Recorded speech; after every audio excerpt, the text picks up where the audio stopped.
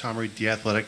George, have you had a series? I mean, have you ever had a playoff series just from an offensive standpoint where it's been so strong at home and not as strong on the road? And if so, how do you get that going to carry that into Game 7? No, I've been in a lot of playoff games so far, and it hasn't been, so night and day in my whole career. I don't know what it is, but I have to, program myself mentally to do better, take it upon myself, be more aggressive on both ends of the floor in a go-home situation. Have you talked with T. Lou or anyone about that, or what they've seen with you? Some advice or something that your teammates are seeing? No, I think he trusts me. He kind of lets me go. I mean, other than just saying be aggressive and things like that, but I can't blame anybody. I never was that point to say it's this guy's fault or we're doing this because I can't do this. I take all the blame for it, and the way I've played on the road is unacceptable, and as a player, I got to be better. George, Kenny Rowe to WHBC. You were aggressive tonight. Did you tell yourself you needed to be even more aggressive when Kevin went down with that injury? No, I think I had the mindset of being aggressive from the start of the game. I don't think Kevin's injury had anything to do with, how I was going to play. I took it upon myself to just put myself in situations where I can be aggressive. And it's kind of like that moment where you don't want to go home. It's not time to go home. And I think the adrenaline kicked in where, I had that pressure of saying I'm not going home today. Not just with you, though. Tom asked you the question about night and day, home and away. This series is about home court advantage. So how do you guys as a team, not just as an individual, take what you guys did tonight as a team and win where you haven't won yet in this series?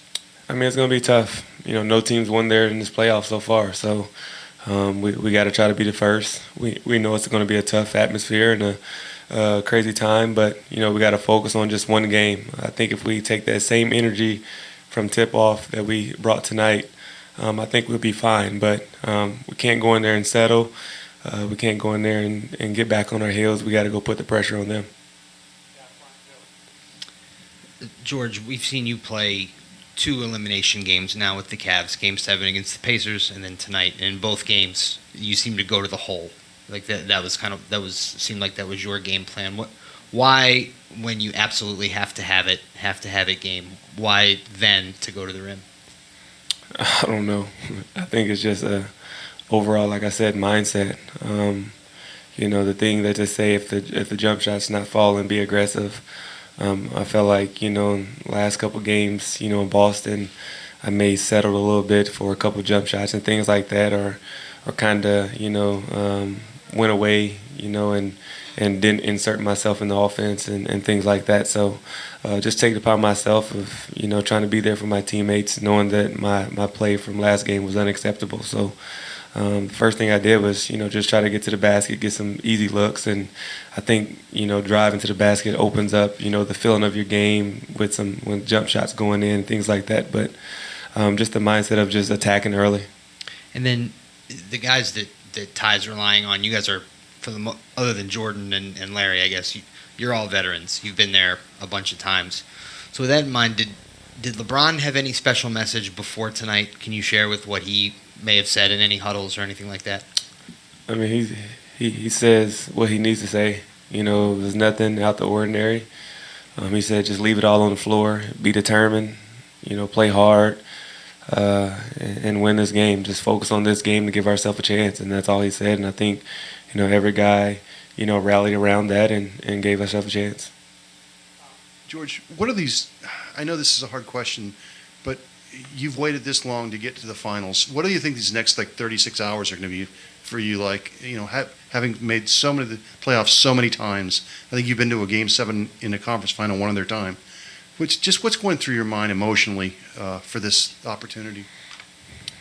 I don't know. I've been in the whirlwind all season, starting out in SAC and things like that. Didn't think I would get this opportunity. So to get this opportunity, I think is a once in a lifetime. You got to take advantage of it.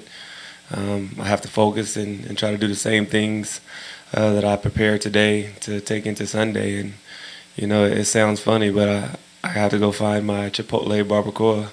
That's my pregame meal. So I've 2 games, well, the 3 games here, that's what I ate before the game. So I'm for sure going to find a Chipotle in Boston. I tell you that.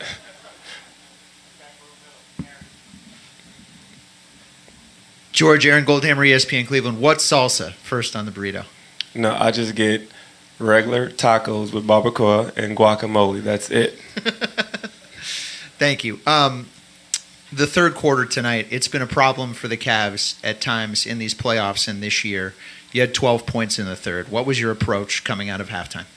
Just mindset. Like I said, being aggressive, trying to get to the rack or rim, things like that. I know that's been our Achilles heel so far this playoffs, the third quarter. So guys came out the locker room early, did 2 lines, got some layups, got shots going, got loose.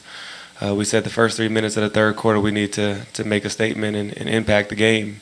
And I think, the first possession we got the steal for the layup and things like that. But all guys just, making plays down the stretch to really, put ourselves in a situation where we could get a win.